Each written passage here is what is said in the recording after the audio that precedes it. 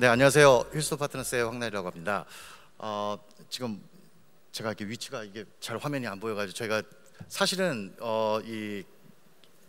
발표하는 것들에 대한 준비를 듣고 이렇게 참여하시는 분들에 대한 그 범위가 어떻게 되는지를 몰라가지고 사실 좀 헤맸습니다. 근데 이제 그냥 앞에서 쭉 발표하시는 것들을 들으면서 저희는 그냥 저희 섹션에 대한 부분에 대해서 아주 그냥 간략히 좀 말씀을 드리고자 합니다.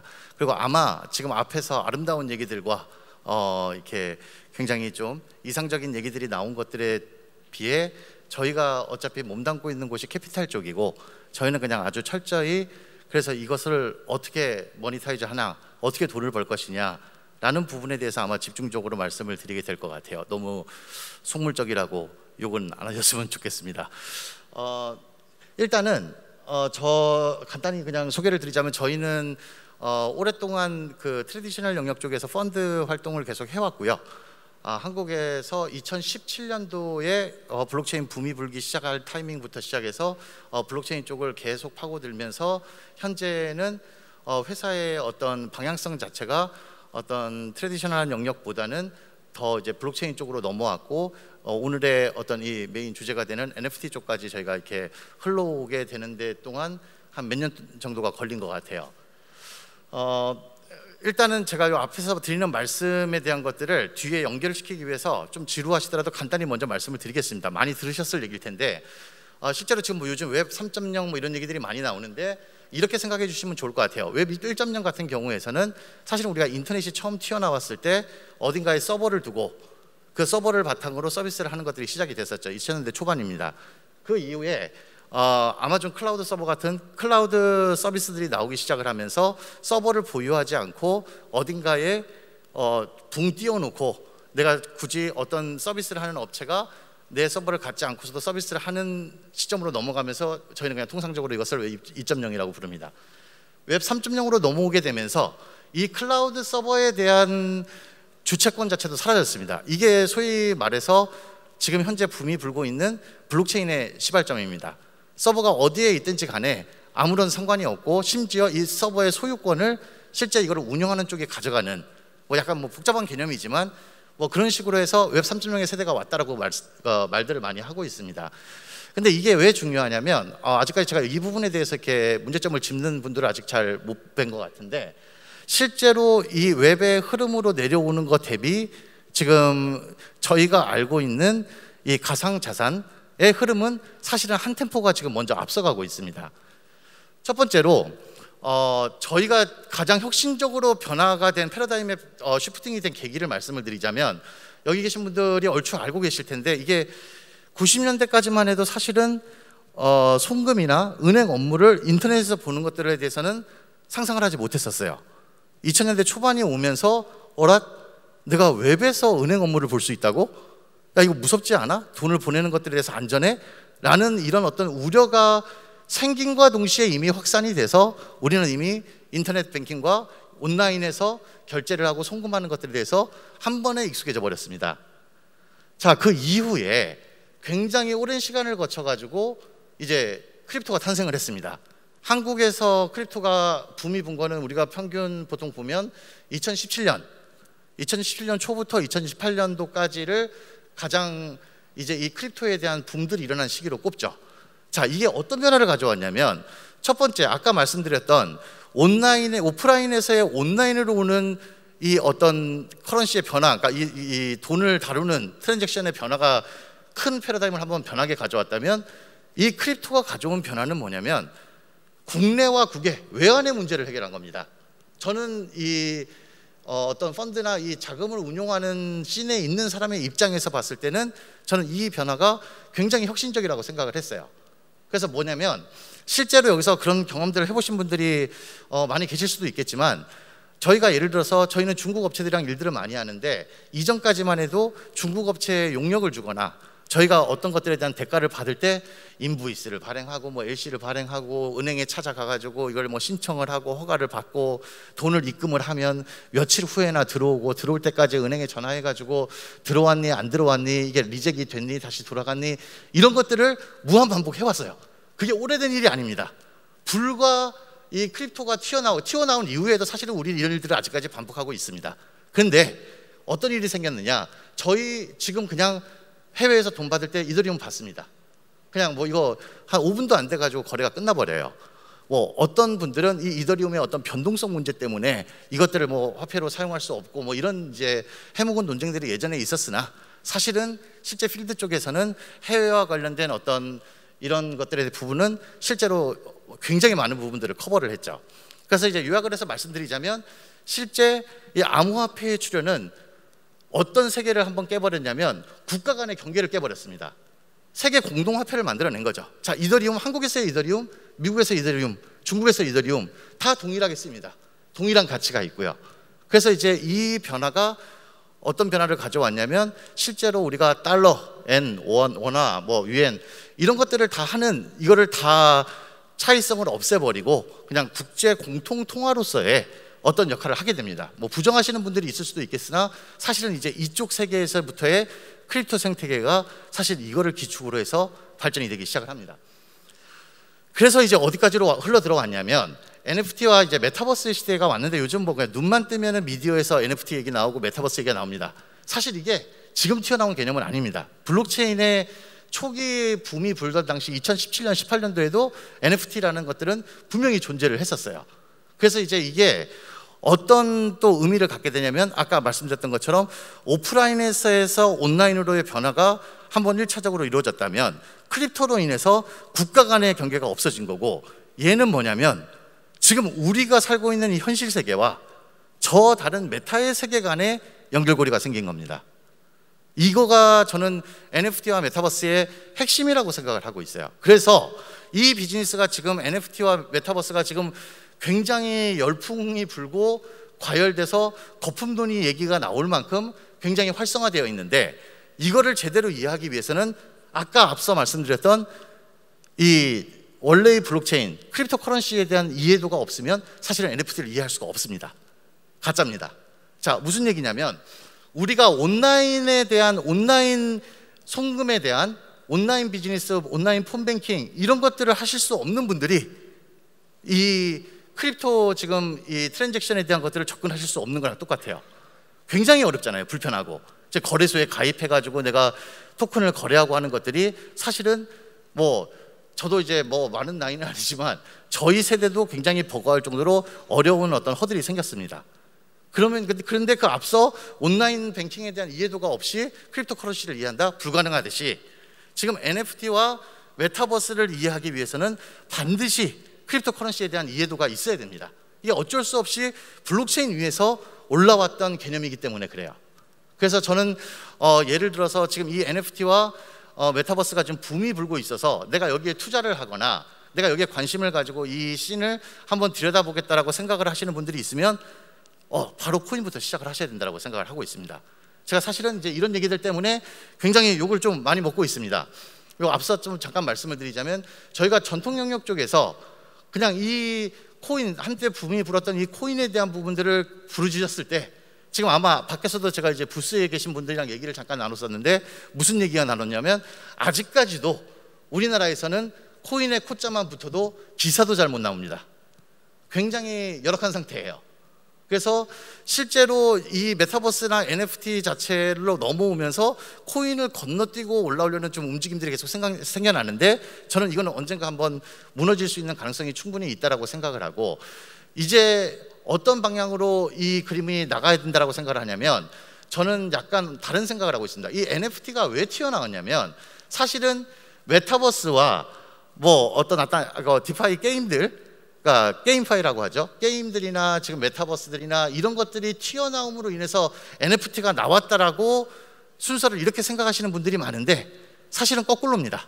무슨 얘기냐면, NFT라는 매개체가 생김으로 인해 가지고 지금 P2E 게임들이 튀어나오기 시작을 했고요. NFT 자체로 돈거래를 할 수 있는, 자, 이제까지는 코인을 통해서 움직였는데, 그게 아니라 이 안 내에서, 게임 안에서의 어떤 가치를 뭔가를 담을 수 있고, 이거를 현물화시킬 수 있고 교환을 할 수 있는 이 어떤 솔루션이 생겨났기 때문에, 사실은 지금 모든 게임들과 모든 이 생태계들이 NFT를 활용해서 우리가 이제까지 못했던 것들을 펴나가자라고 하면서 NFT를 기반으로 지금 산업들이 올라온 거지, 이 게임들, 메타버스가 발전하고 게임들이 발전하고 P2E 게임들이 튀어나와서 이 안에서 사용되는 NFT가 여기에 사용되기 때문에 얘네들 덕분에 얘가 발전할 것이라고 얘기하는 것들은 굉장히 큰 모순입니다. 그래서 시간이 지금 좀 굉장히 촉박한데 앞에서 시계가 따깍따깍 돌아가고 있습니다. 이 사례들에 대한 부분들은 지금 앞서서도 제가 봤을 때 한 4-5번 정도 반복이 된 것 같아요. 자, 엄청난 가격으로 팔렸죠. 제가 드리고 싶은 말씀은 뭐냐면 이거 뭐 세계에서 최고가를 기록을 했습니다. 이거 이상한 점박이 그림 같은 것들 말도 안 되게 팔리고 있어요. 자, 그 다음에 디센트럴랜드에서 땅 한 덩어리가 뭐 굉장히 비싼 가격으로 지금 뭐 얼마 전에 243달러짜리가 243만 달러로 무려 10,000배가 폭등하는 사례도 있었죠. 자, 한국 얼마 전에 뭐 한 3-4일 됐나요? 멋쟁이 사례처럼 이두희 대표가 2개 관여했던 이 NFT 같은 경우가 6초, 3초 만에 완판이라는 한국의 기록들을 다 갈아치웠습니다. 클레이튼 베이스로 한국 1등을 찍었죠. 자, 이 말씀을 드리는 이유는 뭐냐면 이미 돈을 벌고 있어요.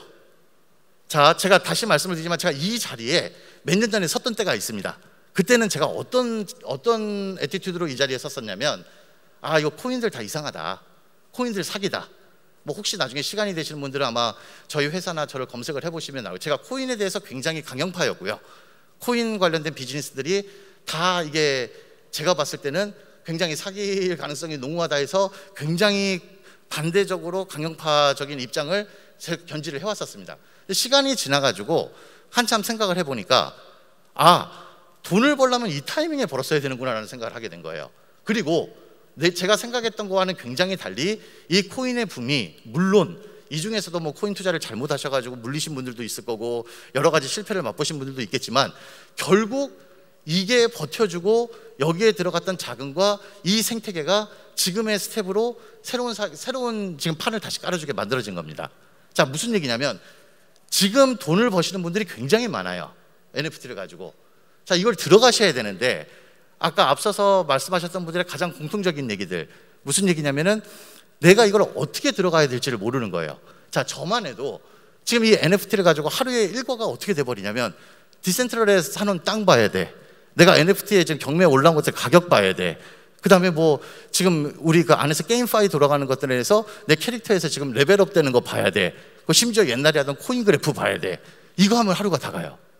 자, 근데 일반인 분들이 정상적인 어떤 일상생활을 하시면서 여기에 투자를 하신다? 저는 굉장히 어렵다고 봅니다. 굉장히 판이 빨리 돌아가고요. 여기에 대해서 어떤 것들이 돈이 되는지 나중에 다 결과론적으로 지금 아까 말씀드렸던 이런 어떤 사례들이 쭈르륵 나오면서 야, 누구는 여기서 떼돈을 벌었네. 누구는 뭐 여기서 뭐 어떻게 매일 뭐를 하고 있네라는 얘기들은 들려오죠. 우리 코인 할 때도 마찬가지였잖아요.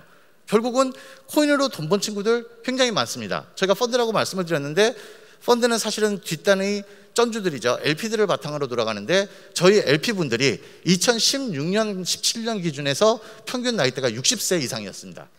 뭐 저희가 어떤 상품을 가져와서 자, 여기를 투자를 하시죠 하고 제가 LP분들을 찾아다니면 뭐 회장님 하면서 여기 좀 투자하십시오 하고 돌아다니던 것들이 2016년, 17년이었는데 제가 어저께 계산을 해봤어요. 저희 LP의 평균 나이가 20대까지 떨어졌습니다. 자, 이거는 굉장히 놀라운 변화예요. 무슨 얘기냐면 이제까지 한국에서 20, 30대들 MZ세대가 막혀 있었다라고 생각을 했어요. 모든 사람들이 희망이 없어요. 왜냐?